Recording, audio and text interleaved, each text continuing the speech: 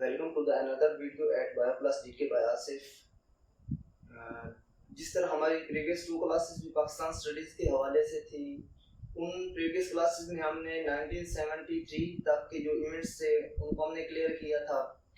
बाकी आज हम स्टार्ट करेंगे 1974 से ऑनवर्ड। 1974 का जो पहला इवेंट है OIC कॉन्फ्रेंस। OIC कॉन्फ्रेंस, इसे पाकिस्तान कॉन्फ्रेंस भी, पाकिस्तान समिट भी बोलते हैं इसे, क्योंकि ये पाकिस्तान ने होस्ट की थी और लाहौर में इसे होस्ट किया गया था। 1974 में रिकॉग्निशन ऑफ बांग्लादेश, पाकिस्तान का ये सबसे अच्छा स्टेप था कि उसने बांग्लादेश के सेपरेट होने के बाद राउंड अबाउट तकरीबन 3 साल में जो है ना उसने रिकॉग्नाइज कर लिया था बांग्लादेश को।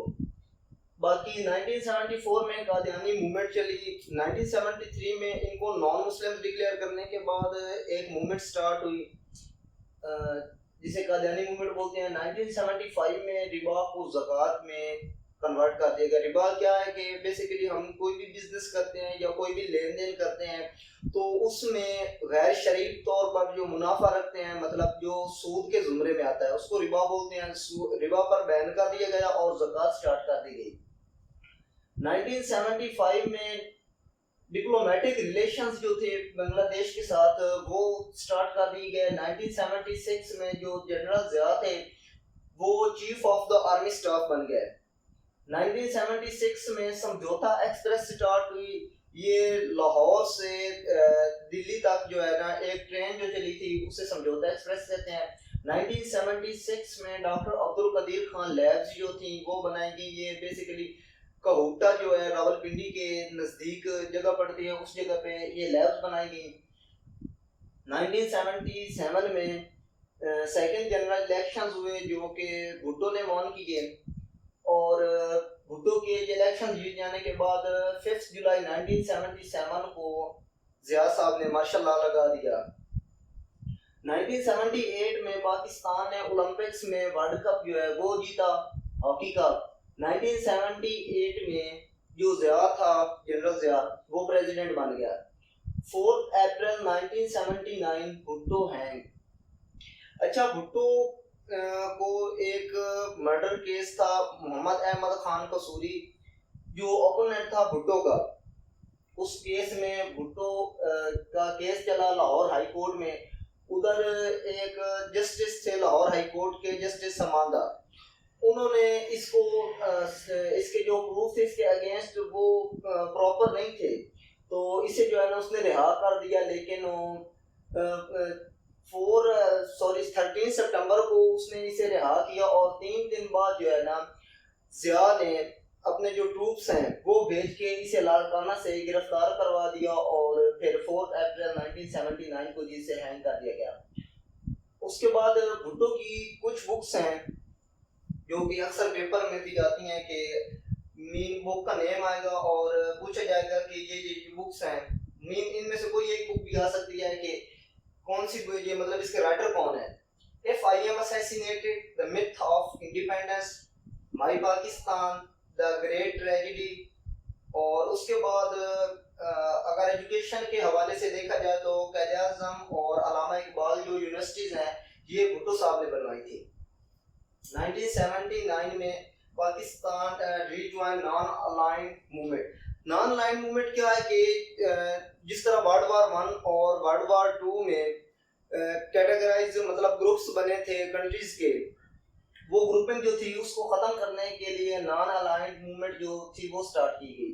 1979 में यूएसएसआर ने इन्वेड किया अफगानिस्तान के अंदर। यूएसएसआर क्या है? United Soviet socialist Republic. अच्छा, इसने अफगानिस्तान के अंदर इन्वेड किया तो इनको बहुत अच्छे से डिफेंड किया अफगान मुजाहिदीन ने। अफगान मुजाहिदीन की जो हेल्प थी वो बेसिकली तो यूएसए कर रहा था, लेकिन उसमें पाकिस्तान का भी हाथ था, मतलब हवाई अड्डे वगैरह जो थे वो पाकिस्तान ने यूएसए को प्रोवाइड किए। मीन इनके जो वेपन्स वगैरह आते थे वो पहले पाकिस्तान में आते थे और उधर से वो ट्रांसफर होके अफगानिस्तान में जाते थे। तो इस तरह वो U2 इंसिडेंट भी हुआ जिसकी वजह से अफगानिस्तान रूस के साथ जो है तल्लुकात पाकिस्तान के थे वो बहुत ज़्यादा ख़राब हुए थे। उसके बाद 1979 में डॉक्टर अब्दुल सलाम साहब को नोबेल प्राइज़ मिला फिजिक्स कैटेगरी में। अच्छा, 1979 में रिस्पेक्ट रमजान ऑर्डिनेंस जो है वो पेश किया गया ज़िया की तरफ से। रिस्पेक्ट रमजान ऑर्डिनेंस क्या था कि रमजान के मंथ में कोई भी जो शख्स है वो सरेआम कोई भी चीज़ खा पी नहीं सकता, बेच नहीं सकता।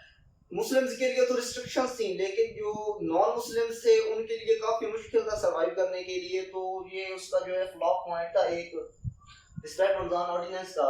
1979 में रेवोल्यूशन इन ईरान हुई, अहमद रजा शाह पहलवी जो था उसको रिप्लेस कर दिया गया खामनाई के साथ। उसके बाद 1980 में ज़कात उशर ऑर्डिनेंस आया। 28 मई 1980 में शरिया कोर्ट थी जो वो इस्टेब्लिश की गई। उसके बाद 1980 में शीरीन बाई ये कायदे आज़म की सिस्टर थी, इन्होंने वफात पाई 1980 में। 1981 में पीएसओ प्रोविजनल कॉन्स्टिट्यूशनल ऑर्डर जो था वो दिया गया। 1981 में इंटरेस्ट फ्री बैंकिंग मतलब सूद के अलावा जो थे कर्जे वगैरह थे मतलब बैंकिंग जो उनमें तब्दीलियां की गई। 1981 में पीआईए प्लेन जो था वो हाईजैक किया गया।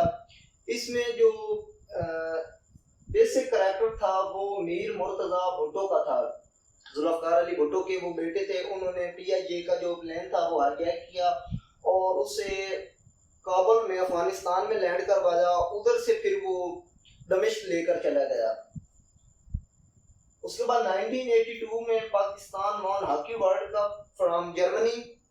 मीन ये क्वेश्चन आ सकता है कि पाकिस्तान ने जर्मनी से कौन सा वर्ल्ड कप जीता, 1982 का था, मतलब किसी तरह से भी वो क्वेश्चन दे सकता है। 1983 में एफबीआर जो थी वो एस्टेब्लिश की गई। 1983 में यूएसए ने पाकिस्तान को 3 F-16 जेट्स जो थे वो दिए। 1983 में सैटेलाइट अर्थ स्टेशन जो था वो बनाया गया। 1983 में आगा खान यूनिवर्सिटी एस्टेब्लिश की गई। 1984 में एमक्यूएम एस्टेब्लिश की गई। ये अल्ताफ हुसैन ने इसे एस्टेब्लिश किया था।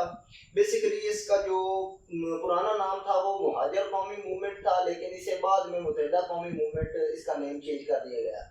1984 में सियाचिन वॉर हुई। इंडिया ने पाकिस्तान में कश्मीर से नीचे इलाका पड़ता है तकरीबन 1200 मुरबा किलोमीटर का जो है स्क्वायर किलोमीटर का जो एरिया है उस पर इंडिया ने जो है अटैक कर दिया और उस पर कब्जा कर लिया। 1984 में ऑल स्टूडेंट यूनियन जो थी उनको बैन कर दिया गया ज़िया की तरफ से। 1984 में फैज अहमद फैज जो थे राइटर वो उन्होंने वफात पाई। 1984 में ज़िया ने प्रेसिडेंशियल रेफरेंडम करवाया। उसके बाद 1986 में रिवाइवल ऑफ कॉन्स्टिट्यूशनल ऑर्डर जो था वो दिया गया। ये क्या था कि जो 1973 का जो कॉन्स्टिट्यूशन था उसमें अमेंडमेंट्स करके मतलब जो जिन चीज़ों की ज़िया को ज़रूरत थी उन चीज़ों को ऐड किया गया 1973 के कॉन्स्टिट्यूशन में। 1985 आ गया। नॉन पॉलिटिकल पार्टी इलेक्शंस हुए जिनमें मोहम्मद खान जुनेजो था उसको पीएम बना दिया गया और नवाज शरीफ जो था उसे फर्स्ट टाइम चीफ मिनिस्टर बना दिया गया पंजाब का। और वो प्लेटफॉर्म कौन सा था? इस्लामी जमहूरियत इत्तेहाद के प्लेटफॉर्म से नवाज शरीफ वज़ीर आला बने। 1985 में जो मार्शल लॉ था उसे लिफ्ट कर दिया गया। उसके बाद 1985 में जो 1973 का कॉन्स्टिट्यूशन था उसे रिस्टोर कर दिया गया। उसके बाद 1985 में मिलिट्री कोर्ट्स जो थी उनको एस्टेब्लिश किया गया। 8th अमेंडमेंट दी गई 1985 में। 8th अमेंडमेंट क्या थी कि एक शिक थी 58(2)(b). 58(2)(b) में प्रेसिडेंट जो था उसके पास बहुत ज़्यादा इख्तियारात दिए गए क्योंकि इसने प्रेसिडेंशियल सिस्टम रखवाया था। खुद प्रेसिडेंट बन गए थे तो इसके पास जो इख्तियारात चले गए ज़िया के पास वो क्या थे कि ये जो प्राइम मिनिस्टर है उसको रिमूव कर सकता है, उसके बाद गवर्नर्स को अपॉइंट कर सकता है, उसके बाद जो प्राइम मिनिस्टर है उसको नॉमिनेट कर सकता है और डिफरेंट जो डिपार्टमेंट्स हैं उनके जो चीफ्स होते हैं उनको ही अपॉइंट कर सकता है। तो आज का लेक्चर इतना ही था। बाकी इंशाल्लाह हम जो नेक्स्ट लेक्चर में स्टार्ट करेंगे 1985 से ऑनवर्ड हम नेक्स्ट लेक्चर में स्टार्ट करेंगे।